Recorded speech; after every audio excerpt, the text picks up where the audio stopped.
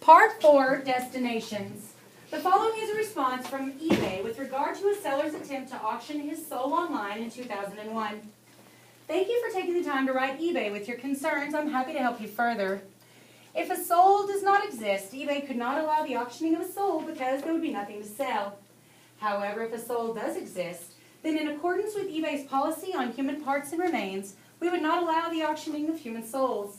The soul would be considered human remains, and although it is not specifically stated on the policy page, human souls are still not allowed to be listed on eBay. Your auction was removed appropriately and will not be reinstated. Please do not relist this item with us in the future. You may review our policy at the following link. It is my pleasure to assist you. Thank you for choosing eBay. Chapter 26, Pawnbroker.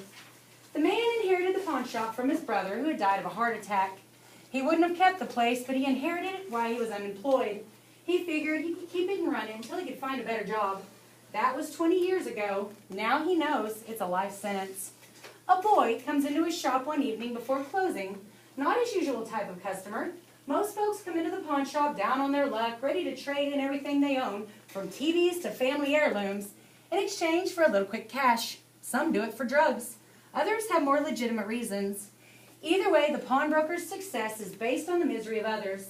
It doesn't bother him anymore. He's grown used to it. This boy is different, though. Sure, there are kids who come in hoping to get a deal on items that were never claimed, but there's something about this kid that's markedly off.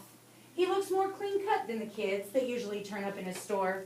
And the way he moves, even the way he holds himself, is refined and graceful, deliberate and delicate, like he's lived his life as a prince and is now pretending to be the pauper. He wears a puffy white coat, but it's a bit dirty. Maybe he's a pauper after all. The TV on the counter plays a football game, but the pawnbroker isn't watching the game anymore. His eyes are on it, but his mind is keeping track of the kid as he meanders through the shop looking at things like he might want to buy something. After a few minutes, the kid approaches the counter. "What can I do for you?" the pawnbroker asks, genuinely curious. "This is a pawn shop, isn't it? Doesn't it say so on the door? So that means you trade things for money, right?"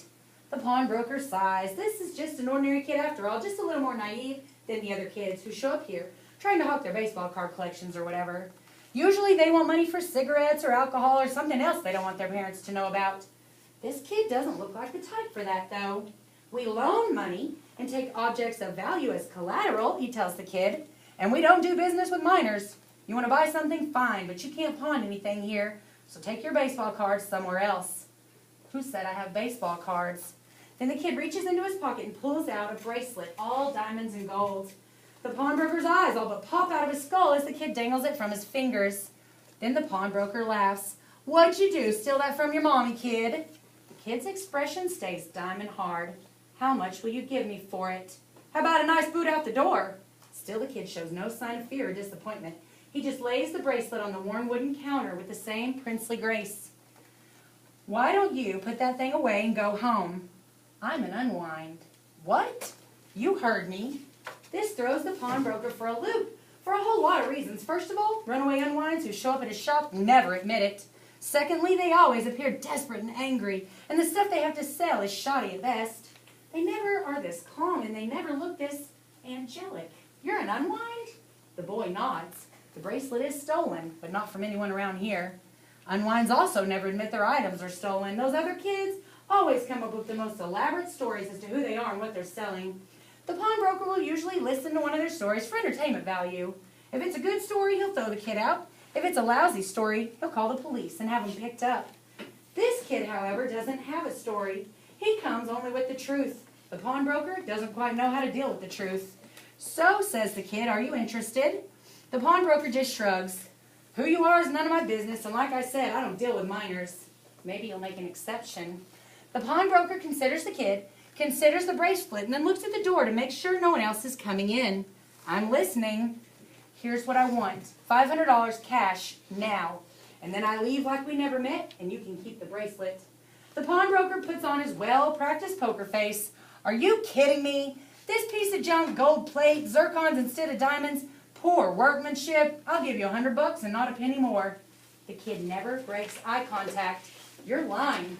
Of course the pawnbroker's lying, but he resents the accusation. How about if I turn you into the juvie cops right now?" The kid reaches down and takes the bracelet from the table. "You could," he says, "but then you won't get this. The police will." The pawnbroker strokes his beard. "Maybe this kid isn't as naive as he looks." "If it were a piece of junk," the kid says, "you wouldn't have offered me $100. I'll bet you wouldn't have offered me anything." He looks at the bracelet dangling from his fingers. "I really don't know what something like this is worth, but I'll bet it's worth thousands. All I'm asking is $500, which means whatever it's worth, you're getting a great deal." The pawnbroker's poker face is gone. He can't stop staring at the bracelet. It's all he can do not to drool over it. He knows what it's really worth, or he can at least guess. He knows where he can fence it himself for 5 times what the kid is asking. That'd be a nice bit of change, enough to take his wife on that long vacation she's always wanted. $250, that's my final offer. $500, you have 3 seconds, and then I leave. 1, 2, deal. The pawnbroker sighs as if he's been beaten. "You drive a hard bargain, kid." That's the way these things are played. Make the kid think he won, while all the while he's the one truly being robbed. The pawnbroker reaches for the bracelet, but the kid holds it out of reach. First, the money. "The safe's in the back room. I'll be back in a second." "I'll come with you." The pawnbroker doesn't argue. It's understandable that the kid doesn't trust him. If he trusted people, he would have been unwound by now. In the back room, the pawnbroker positions himself with the kid behind him so the kid can't see the combination to the safe. He pulls open the door, and the second he does, he feels something hard and heavy connecting with his head. His thoughts are instantly scrambled. He loses consciousness before he hits the ground. The pawnbroker comes to sometime later with a headache and a faint memory that something had gone wrong. It takes a few seconds for him to pull himself together and realize exactly what happened. That little monster conned him. He got him to open the safe, and the moment he did, he knocked him out and cleaned out the safe. Sure enough, the safe's open wide, but it's not entirely empty. Inside is the bracelet, its gold and diamonds, looking even brighter against the ugly gray steel of the empty safe. How much money had been in the safe? $1,500 tops. This bracelet is worth at least 3 times that. Still a deal, and the kid knew it. The pawnbroker rubs the painful knot on his head, furious at the kid for what he did, and yet admiring him for the strangely honorable nature of the crime. If he himself had been this clever, this honorable, and found this kind of nerve when he was a kid, perhaps he'd be more than just a pawnbroker.